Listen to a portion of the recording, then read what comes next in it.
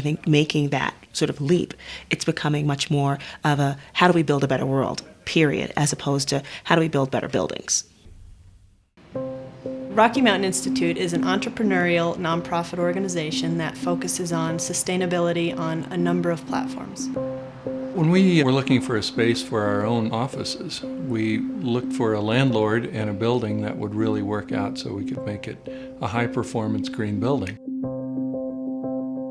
We take a fairly simple economic approach to it. I mean, our goal is to be on the leading edge, not the bleeding edge. And our sense is that we can create equal or greater cash-on-cash returns on our investment with better appreciation than we can using traditional methods. We wanted to be in a space that really reflected our mission and our values and what we do every day. So we wanted to create a lab of these materials and these technologies that we could show clients. It's all on-the-shelf technology. We incorporated a number of water-saving fixtures in the building. We also have a waterless urinal installed in the office. I don't get to use it much, but I've heard it's great. We selected materials that are environmentally preferable in a variety of ways, from recycled content to low toxicity, and we ended up with a space that has a great indoor environmental quality.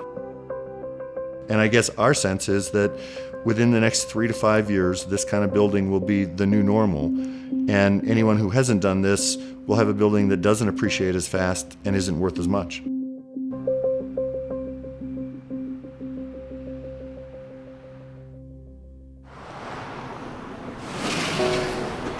I grew up riding a bike, and to be able to combine commuting to work and getting my daily exercise is a great thing for me. It's a very comfortable place to work. Quite frankly, it's very easy to get used to. This building is located on Main Street in Norristown, PA, which is just outside of Center City, Philadelphia. Norristown's a once great city that will be great once again. The state has chosen to make an investment in downtown Norristown. There's 300 new jobs here, 300 new people that come to work in Norristown each day, and that's a real significant benefit. A fair number of employees do use public transit. I have a lot of meetings downtown in Philadelphia, so jumping on the train is important to me. The way the building is organized is a large 4-story atrium surrounded by open office spaces. It provides daylight throughout every space in the building. It has natural plants, it has natural lighting. It's just an outstanding feature. In addition to that, this atrium actually creates visual connections for every department through that space across all 4 floors. The carpeting, the furniture, the wallboard material, a lot of the steel all contain recycled content. The adhesive on the carpeting, the paints on the walls, any of the sealants that they used in the building are low VOC or no VOC. And that makes us healthier people. As an environmental agency, we're walking the walk and talking the talk. There's no more tangible bottom line evidence that green is good for the pocketbook than green buildings. And now, as we look forward, we are committing to all of our buildings being LEED certified.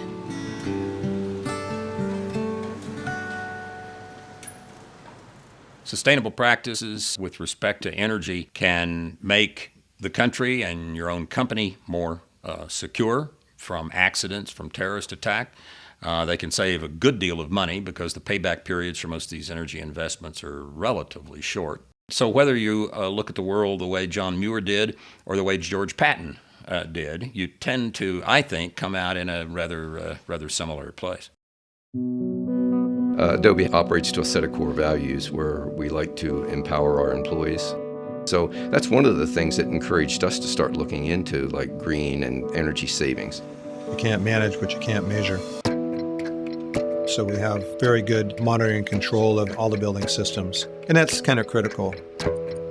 One of the largest operating expenses for a commercial office building is electricity. So we began with some energy conservation projects and expanded that to natural gas and water and dealing with our waste management. We've detailed 64 projects to date, and then we've been able to come up with a pretty good annual savings. We've spent about $1.4 million on them. We've received incentives or rebates totaling $389,000, and we've actually reduced operating costs $1.2 million a year. About a 9.5-month simple payback and 121% return on investment. I was one of the naysayers, saying, no, green costs money, it doesn't save money. And boy, I'll tell you, once I started seeing the cost savings, I'll jump right up on that bandwagon with anybody else because it works. That 121% return on investment is, you don't get returns like that in any business endeavor or personal endeavor.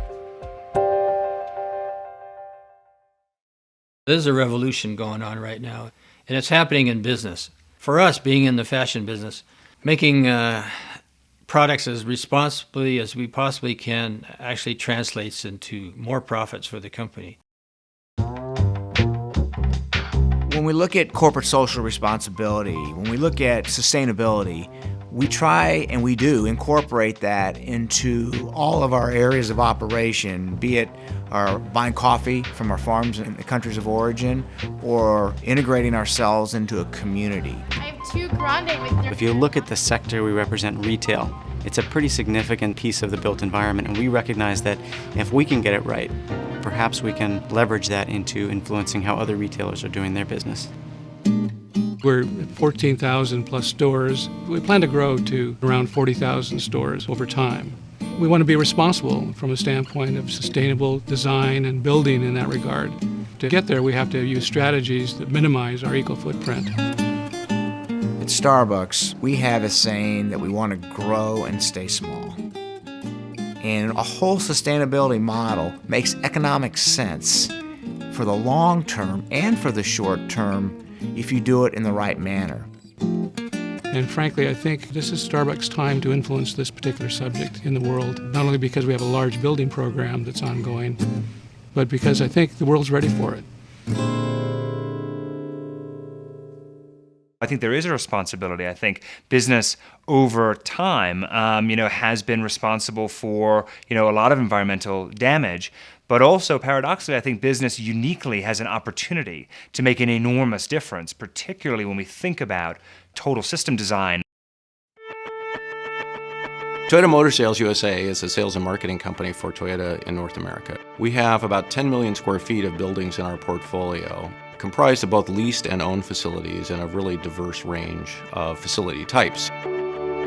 Our commitment to green building really stems from an expansion of the Toyota Global Earth Charter. In that, we've been challenged to look at everything that we do and try and reduce its impact on the environment. So rather than just building the next building the way we built the last one, to look at it and say, is there a way that we can improve on that process? We ship cars from here as far east as Cincinnati. On an average day here, we're going to do about 1,080 vehicles per day. We built this as a green building because we thought we could incorporate a lot of the concepts into a production facility.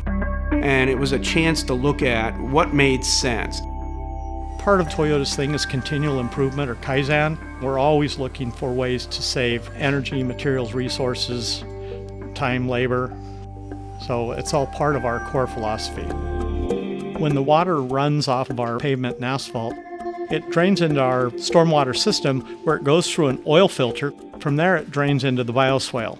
So when it goes out into the Willamette River, it's clean, cool, and clear. The facility recycled 96% of its materials last year. We only had an average of 6 ounces of waste to landfill per vehicle, so that's about the size of a Hershey bar. The phrase you hear from the Japanese TPS experts is, there's never a best, there's always a better. And so you're always looking for something better. We're rebuilding 10 million square feet of office space where the World Trade Center tower stood. Every bit of it is being built green, and every bit of it is being built green because the developers and the owners understand that this is the way of the future and economically the right thing for them to do. We call it the Center for Health and Healing, and it's either physician office space or ancillary services like imaging or laboratory or outpatient surgery. We have a medical wellness center, sort of a fitness center with a medical orientation.